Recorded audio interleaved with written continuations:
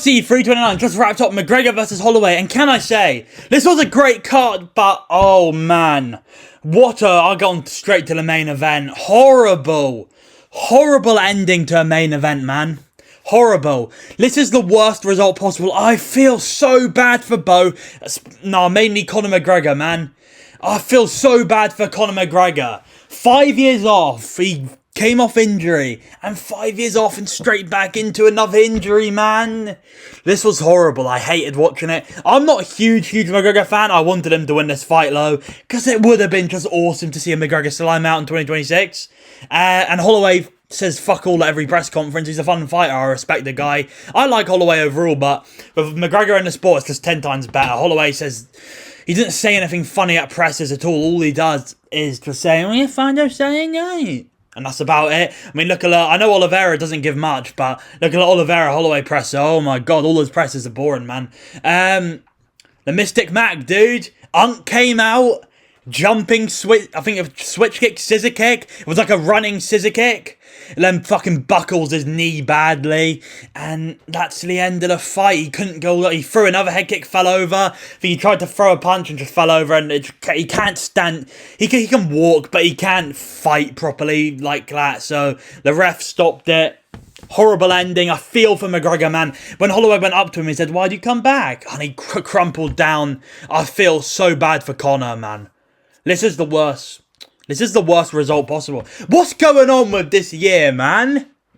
This year has been horrible to me. Yuri got slapped.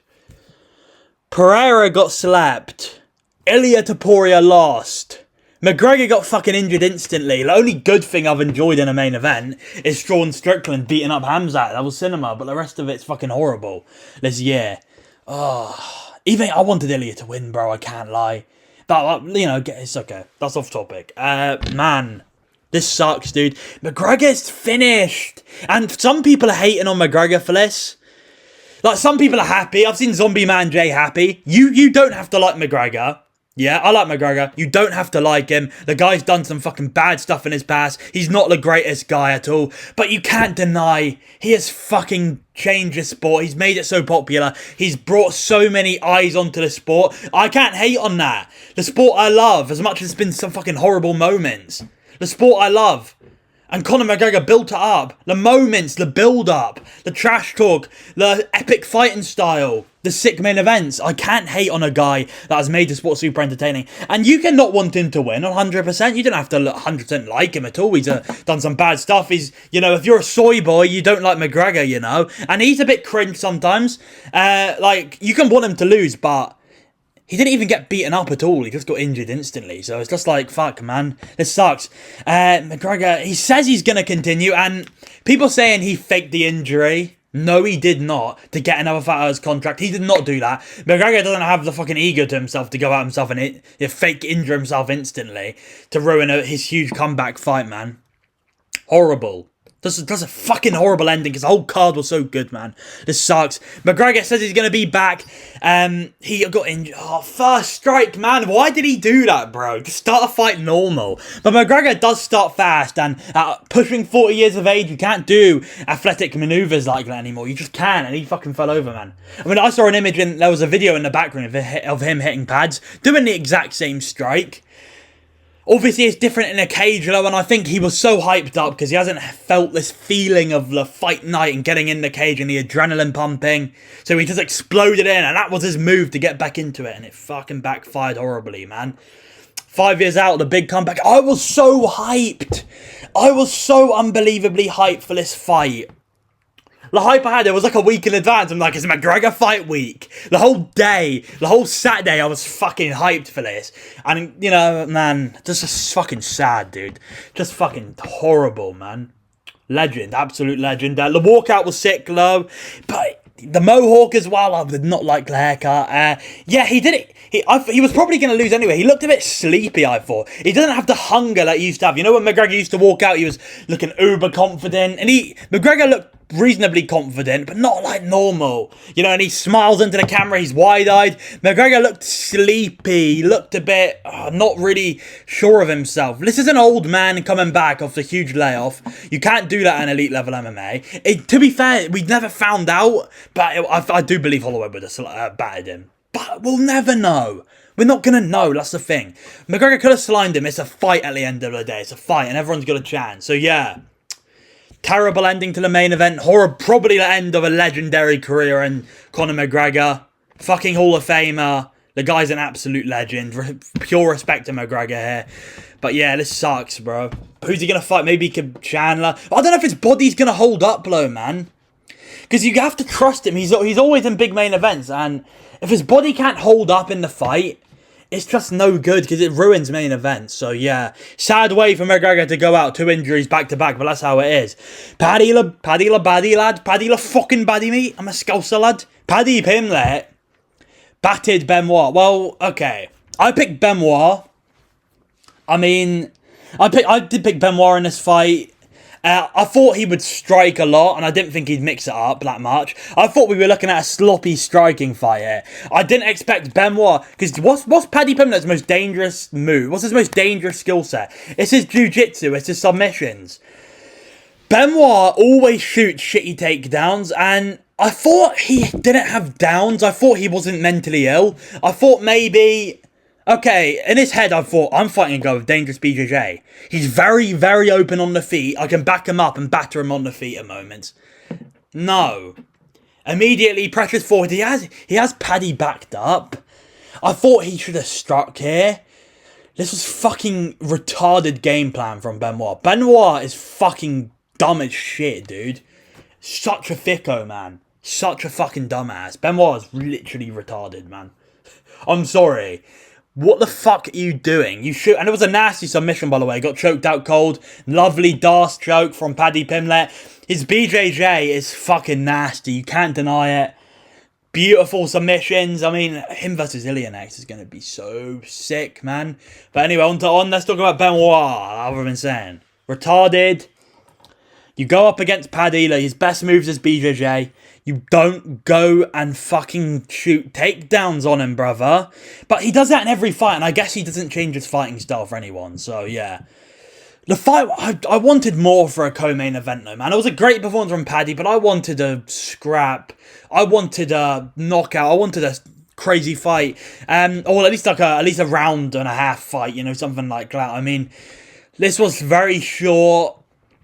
Didn't last long at all. Like, yeah, it just wasn't all that, man. Very short fight here. And it did prove Paddy has crazy ground game, though. Because this is the first time Benoit's been subbed, I believe, at least in the UFC. He's never been subbed in the UFC, so Paddy Pimlet's BJJ is fucking elite. He's up there with the Oliveira's, you know, the Armen's, that level. Probably better than Armen. Armen's just learned jiu-jitsu, you know. He's only got one submission win. Yeah. Paddy can beat Armen, to be fair. He's got a shot against everyone in this division, man. He's really got a shot. But I wanted more for a co-main. I wanted a scrap, you know. A first-minute sub is cool. It was a nasty submission. But I want more, man. Submissions don't get me going like a KO or a scrap, I'll be honest. I like subs, but they ain't like a KO. And this was a great performance from Paddy Pimlet, though. Sick performance. Great. Short fight, though. I like the stand-up. I like the scrap. Some grappling's decent. I like the scrap. But yeah, great performance from Paddy la baddie, lad. Him versus Illy's going to be sick, lad. Paddy la fucking baddie, mate. Paddy's good, dude. Proved me wrong. I didn't rate him that highly. But hey, you don't go life and death with Justin Gaethje if you're not good, you know. You don't go semi-competitive with Justin Gaethje if you're not good. Now on to Mario Bautista versus Corey Sandhagen. I picked Mario here. And also, I used to hate on Mario Bautista. I think everyone did. Because the way he fought Jose Aldo was fucking pathetic. So, I didn't like Mario purely because of that performance. He just smudged the shit out of a legend like Jose Aldo, pinning him up against the cage, making it boring.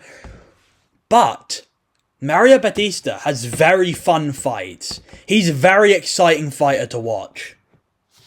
Mario has sick fights. All of his fights other than the Jose Aldo fight are bangers. Vinicius Oliveira was a sick performance. Patchy Mix fight, I found that pretty fun. This fight here was a fucking sick fight. I already said Vinny Silva. Umar Nurmagomedov, he made that fight semi-fun. So fucking respect to Mario Batista, dude. You were exciting as shit. So we'll go to round 1. This was a very close round. I think the submission attempt at the end, and then you saw Sandhagen kind of wobble up and kind of stumble. His knee was fucked from Mario Batista almost submitting him. But Corey Sandhagen did rock him early. But other than that, Corey Sandhagen, yeah, he rocked him early. I think he hit him with a check hook.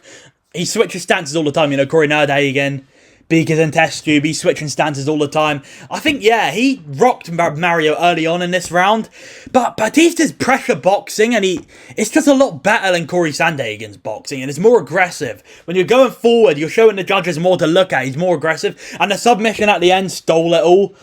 Mario pushes the pace, man. So Bautista won this round. Was a close round, though. It was definitely a close fight. I thought Bautista won this round of a submission attempt and some of the shots he landed. I think he landed a nasty body kick in this round, too. This was a Sandhagen round. This was a close round.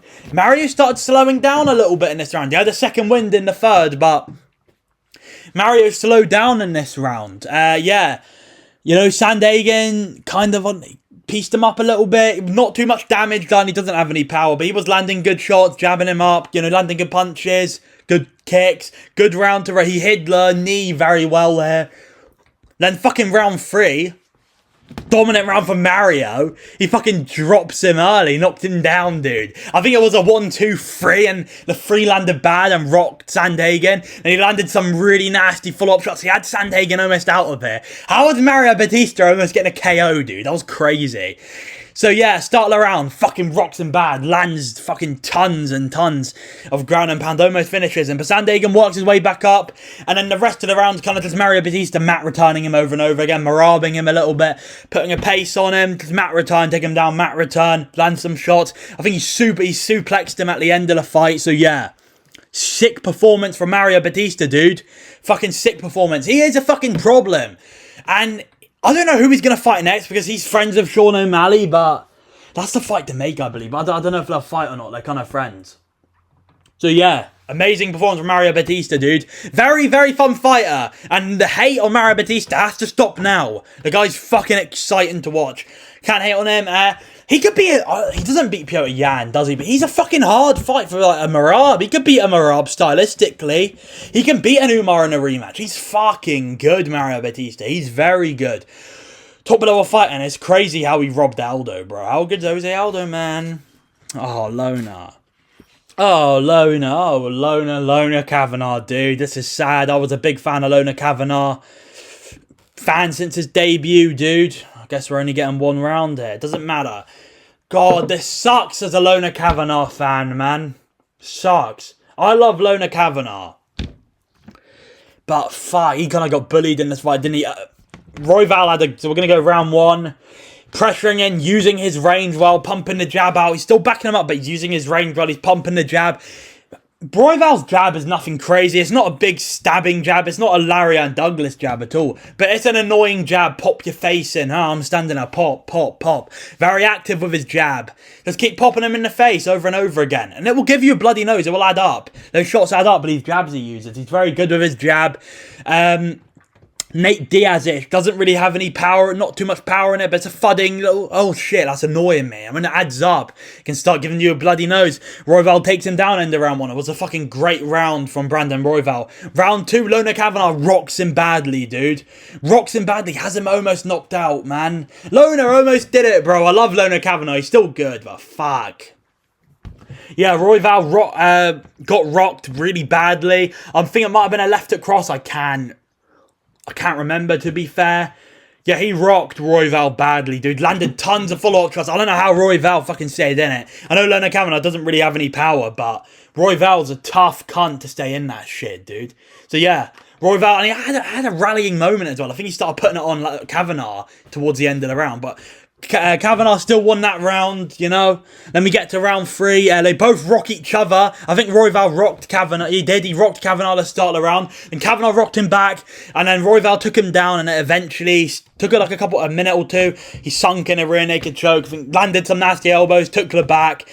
Sunk in the rear naked. I think Kavanagh tapped, but he still went out. So yeah. Sick performance from Royval. People forgot, man, and I forgot how good Brandon Royval is. I thought he was kind of washed off all the damage he's taken, the 2 losses in a row. But this guy beat Tatsuro Taira, man. You don't beat Tatsuro Taira if you're not an elite talent. So, yeah, great performance from Brandon Royval. Very fucking good, man. Very, very good performance against a really good loner, Kavanagh. I got a finish as well. Yeah, this was sick. This was a sick performance from Royval. Fair play on him, man. Shocked me. I was confident Kavanagh was going to win this, so... Kavanagh's not at that level, man, and it sucks. He's still talented, he's still young, he can still come back, but this is the end of Kavanagh as like a... Is it low? He lost to Charles Johnson and lost to Brandon Royval. They're not the worst losses, man. So I know the Johnson one was kind of a fluke. So yeah, great performance from Royval, amazing, sick fight. Sick fight, definitely fight of the night worthy. Bobby Green, done it, dude. 39 years old, he's on a 4-fight win streak. No one's stopping this motherfucker. Straight to the top, Justin Gaethje, Ilia Topuria, Charles Oliveira, Max Holloway, your time's come, brother. Your time's gonna come. Bobby Green's about to fuck you up. But man, I was confident. What are these numbers? Interesting. These must be off, because they landed more than that. Start of the round, Terrence McKinney. I thought he fought a good fight here. Man, Terrence McKinney should have been able to knock out an old Bobby Green, bro. Bobby Green is chinny as hell. He's taken so much damage in his career. I assumed a really explosive, a really fast Terrence McKinney would be able to explode in and knock out an old man Bobby Green, dude. But no. Bobby Green has a decent chin, and he rolled with the shots well. Reasonably well against Terrence McKinney. He rolled with something and they were landing and his face was fucked up. He had blood all over his face. We go early on. They're both landing. McKinney's landing the better. McKinney cut him with a left hook, I think. Bobby Green's still chatting shit to him though, but McKinney cut him with a left hook and he keeps landing punches. He eventually took him down after landing quite a few shots on him. Yeah, he took him down, landed good ground, and I think he made a mistake trying to submit him because Bobby Green's fucking hard to submit. You only have to be paddy la baddy lad to submit him. It's not an easy thing to do. Yeah, this was fucking great. This was such a fun fight, dude. Great one-round fight as normal. I thought if he flattened him out, he would have finished him by ground and pound, but he chose to sub, and that was a mistake. The referee was close to stopping this fight, by the way, on the ground, when McKinney was punching him in the face. He was close. But at the end of the round, Bobby Green gets out from the back, gets up, he's chatting shit, he's punching him from the back, he gets out, lands an uppercut over and over again. Then McKinney's quitting, because McKinney quits if he faces any adversity, man. I think it was a big looping right hook to the body, and McKinney crumbled, and that was the end of the fight. I thought he could have went to round 2, but it wasn't the worst stoppage, you know? It was a decent stoppage. Fucking Bobby Green, dude, pulled it off. And Terrence McKinney is fucking cooked as a career. This man whenever he faces a single bit of adversity, he quits. Every single time. He has a moment early, then he quits. Chris Duncan. You can go to any Terrence McKinney loss. Now Bobby Green. He quits every time he faces adversity. He has a shit chin. He just crumbled, and Bobby Green pulls it off. Calling out, I think Dan Hooker said he would fight, and that's a sick fight. I don't know if you make that fight, but that's a sick fight. He's on a 4-fight win streak. Could have deserved a ranked opponent, and Bobby Green at 39 years old is on a 4-fight win streak, dude. So fuck him for the king, dude. Sick performance from Bobby Green. Pulled it off again. Unk still got it. And Unk might be in the rankings by the end of this year. Wants to find September. Bobby Green has these spurts, dude. Well, he'll just be super inactive and then he just fucking comes back with sick activity and goes on a crazy run. Great performance from Bobby Green. On to the prelims. Bobby Knuckles. Let's go, Rob. Great performance from Robert Whittaker, dude. Pieced up Krylov badly. I think he broke his jaw at the end of the round. Anyway. Round 1, I was nervous. Nikita Krylov's a wild man. He's aggressive. He's fucking unorthodox. We've seen Goofy Goobers beat Whittaker before. He's a bit of a physicality merchant. He's aggressive. He's strong. And he kind of pushed around and manhandled Robert Whittaker early. Getting the grappling at a grapple-heavy approach early, which I thought was a smart game plan. But Robert Whittaker has sick defensive grappling, dude. Sick defensive grappling. Unless you're a fucking elite-level talent like a Hamzat or a Dricus, you ain't taking Whittaker down. And even Dricus was kind of a caught-him-by-surprise type thing. Yeah. Whittaker stuffed all the takedowns. He's got great balance. Round 1 was a bit boring, though. Nah, not really. Not too bad.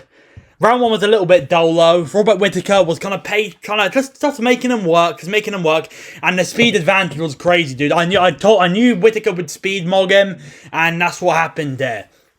Round 1 was a close. Whittaker won it though. He started landing at the end of the round, the last minute. He started lowering his stance, pumping out the jab, throwing the 1-2. I think he rocked Krylov a little bit to the end of the round.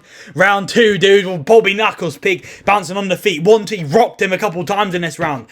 Pumping in the 1-2-1. And that rocked him badly in moments, backing him up. And can I say, why the fuck did we have Dean Thomas and Theo Von and some other random clown on this commentary? Like, we had a split screen type thing. They were reacting to it. Never ever do that again. And if you want to do it, try it on a WMMA fight. Because no one wants to fucking... They're trying to ruin my GOAT, Bobby Knuckles, beating the shit out of Nikita Krylov, bro.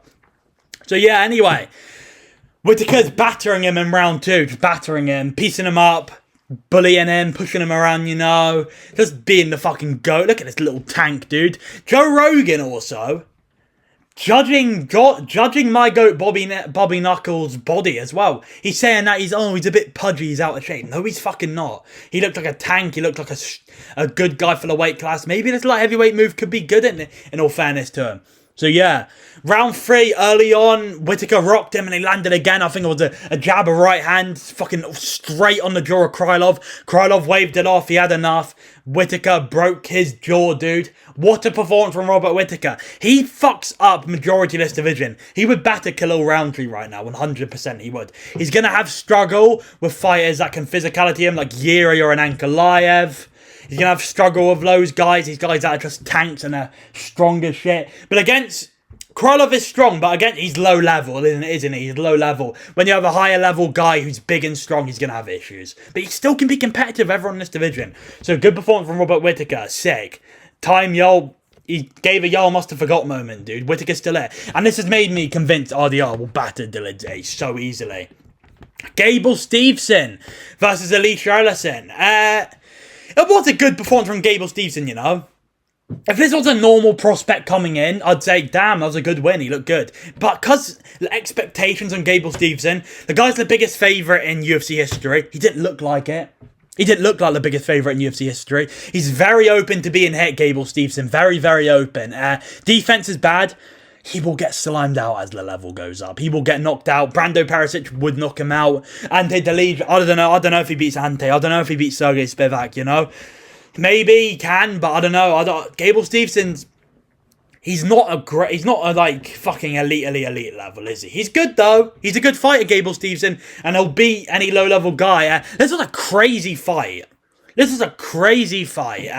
Stevenson, you could tell John Jones has been training him because he's throwing the side kicks to the knees, it's a stabbing front kick to the body. It's not like a push kick like you'd be learnt in Thai. So a big karate base, he stabs the body with a front kick, Dan Hooker style, and that is nasty. Dude, I hate getting teeped, bro. Teeping is so, but that is stabbing. Alicia Ellison was in a lot of pain, but yeah. Stevenson battered him. I think it was like a delay KO. Ellison did rock him though. Ellison, I think, landed a big goofy elbow, and that rocked fucking Stevenson. And he got a little bit jelly-lagged, but Alicia Ellison got really hurt to the body in this fight. Gable, Olympic gold medalist, couldn't take down the Alicia Ellison. It's not like... He ain't the best, man. He ain't the best. Like, he will 100% be figured out, but at this level, he'll fuck up, guys, you know. And anyway, it was a decent win, you know. Any other prospect, I'm like, damn, it was a good win. He looked good, but... Because of low expectations, I thought he'd knock him out in 30 seconds, the first strike he threw. He didn't look that great. But he did well. And he battered Ellison in 2.5 minutes. So, you know, not too bad. Yeah, Rapel Stevenson, dude. He's good. On the mic, he said he's a good fighter. He's a great guy as well, apparently. I can't confirm or deny that one. I think I probably can deny that one, though. But yeah, good performance from Decent. As expected. It was an okay performance. What's going on here? Okay, I guess I'll be breaking it down from here. These two. Adrian Yanez, Cody Garbrandt. $7 billion company, by the way. Sort out the fucking website. It's broken so often. And even, I think they showed Shakur Stevenson. I think they named him, didn't they mistake him for like American football player or something like that? Pathetic from the UFC. But yeah, Adrian Yanez, Cody Garbrandt. This was a cool finish. Garbrandt came out hot. Very aggressive early. Landed a little flurry. But then that was it. He had his little flurry. That was it. Yanez pressured. Garbrandt threw nothing. I think he threw he landed like a clubbing right hook. Like, got Garbrandt jelly legs, followed up for a finish. Garbrandt went down. I thought it was a little bit of an early stoppage, but it's Cody Garbrandt at the end of the day. I don't mind it. Good performance from Adrian Yanez. Adrian Yanez is a sick fight to watch. He's back. He had a long layoff. He lost few guys. He was losing a bit, but he's on a 2-fight win streak now. It was a draw for Simone. He won that fight like 100%. Great performance from Yanez, as expected. Cody Garbrandt, I don't think Cody Garbrandt's ever been that good. He was obviously in his prime better than now. Like, you don't beat Dominic Cruz. You have to be a high level fighter than what he is now if you're beating Dominic Cruz, you know. Cody Garbrandt is decent. At his peak, he was decent. Now he's fucking trash. Easy layup win for Adrian Yanez, dude. Adrian Yanez, he could be a little... Maybe he can become a problem in this division at some point if he keeps locking in, dude. He's looking good at the moment. Momentum's back on his side. He's having his second run. Good performance from Yanez. Luke fucking Riley, lad. Luke Riley. I love Luke Riley, dude. I thought this was a tricky matchup. Kai Kamark is a vet. Technically sound. I knew Luke Riley was going to win, but Kai Kamark is a technically found, skilled fighter. Luke Riley had a sick performance. In the UFC, he said before... he hasn't had the greatest run in the UFC so far. Not the greatest performances. He knocked out Bogdan Grad. He had a decision with Michael Aswell Jr. That wasn't the best look. But here, he looked fucking sick. He was getting hit with the left hook and the calf kick, though. He's very hittable. Keeps that chin in the air. He's a Scouser, lad. We keep our chin in the air. We don't give a fuck about defense, lad. Luke Riley, nice KO round 1. I can't remember what it was. It might have just been a right hand that rocked him, and he backed him up against the fence, followed up. Early stoppage. I understand you want to protect the fighter, and that's fair. But I want to see the KO, man. I want to see the brutal KO. The TKO up against the fence is cool, but it's not on a highlight reel, man. I want to see the nasty flatline KO where he unloads up against the fence and drops him down and crumbles him. So, yeah. Great performance from Luke Riley. He's looking good. He's had a couple of stinky UFC performances so far. There's also a good performance from Luke Riley, lad. And he could become a fucking contender in this division. So, yeah. I'll be real. Didn't watch his fight. I know Wang Kong dominated. Didn't watch his fight. I was watching the football. I flicked between... I had my MacBook with me and I flicked between the football and UFC. This wasn't... I didn't watch it. It's WMA. I don't care. Picked Wang Kong. She won. Mr. Penas. Let's go Penas, dude. I love Penas. I love Damian Penas. I'm not gay, guys. Just a Damian Penas. He's fucking sick, dude. Nasty KO from Penas, dude. Exploded shots all over his face. Penas is big, dude. He's explosive. I think in the morning he's definitely throbbing when you get hit by him. Penas is a beast, dude. This was he was fighting a bit of a weird game plan, to be fair. He was very much tit-for-tat kickboxing with Cesar Almeida, which... he's a kickboxing world champion. It's not a great idea to do that. He was fighting a Cesar Almeida type fight. Very slow. They're both landing shots. Almeida's slightly out techniquing him, landing decent low kicks, being patient. End of round 1. Damian Penas lands a big right hand. Cesar Almeida's colder. This guy has fucking dynamite in the hands, dude. Dynamite in the hands. He hits like a fucking truck. Damian Penas is a pro. You can't get hit by him. You can't get hit by him, man. He's a fucking beast, dude. He's a beast. Yeah, Cesar Almeida also. He's a decent fighter. He's a fucking bit crafty vet. Lot of experience in striking. That's who Penas is. He has a high striking experience. Has quite a few MMA fights now. So, yeah. Good performance from Penas. Great performance. He's a fucking contender in the division. He can beat... his grappling is a bit unproven. He called that Bison versus Sakaev, which he could knock him out, but... I don't know, because of the grappling. He's from Africa. These people from Africa tend to not be able to grapple, so yeah. But yeah, great performance from Damian Penas, dude. He's sick. He's sick. Fareed Basharat versus John Garza. Basharat's win streak's clinging on. It's clinging on. Basharat's win streak is fucking clinging on by a thread. John Garza is good, dude. And I watched tape on him. He's a good, clean fighter. He's a boxer, pressure boxer, kind of like effing Ewing-ish. And I knew he was going to do well after watching tape. I knew he was going to do well.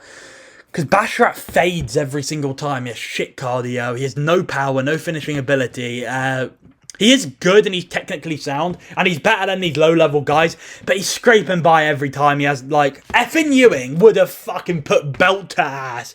Effing Ewing would have put belt to ass. This would have been a slaughter, dude. This would have been a slaughter from Professor Finessa. He fucking... Look at that. 5 of 22 takedowns, dude. And he couldn't control John Garza. This would have been the same fight for Estevan if it was Ewing. It would have been the same fight as an Estevan type performance. Dude, Free Basharat is such a fraud for his win streak. He's a fucking fraud, man. He's a fucking fraud, dude. John Garza's good, though, but one week short notice, going life and death with him. Man... Effing Ewing would have put belt. Effing Ewing would have put belt, and he missed his spotlight here. But it's all good. Us effing Ewing fans, he'll be back soon, bro. Back in the win column. Well, he hasn't lost, but you know what am I saying? He hasn't lost. He just pulled out. He'll be back soon to batter some cunt. Good performance? No, it wasn't a good performance. It was an okay win for Basharat. An okay win. Yeah, okay win. I mean, John Garza is decent. I think he's going to have a decent career too. He's a tough kid. He has good power in the hands. He's 23. He's definitely going to be back. A good performance from Basharat. Ryan Gandra versus Zachary Reese. Yeah, Zachary Reese just doesn't have it in him, man.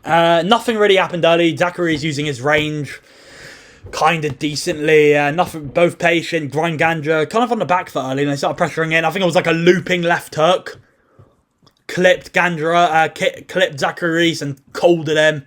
Sick performance from Ryan Gandra. I don't even know if Ryan Gandra's like it. Ryan Gandra is decent, but we'll have to see as the level goes up. Zachary Reese is just ass, and it shows how bad Mikel Pereira is, and it shows how bad Shara Bullet is. I want to see Ryan Gandra versus Shara Bullet. Gandra will beat his ass. So yeah, this was a good performance from Gandra. Nasty, nice first round KO. Alejandro Costa versus Cody Durden. I didn't really watch this fight properly. I skimmed over it, watched it back.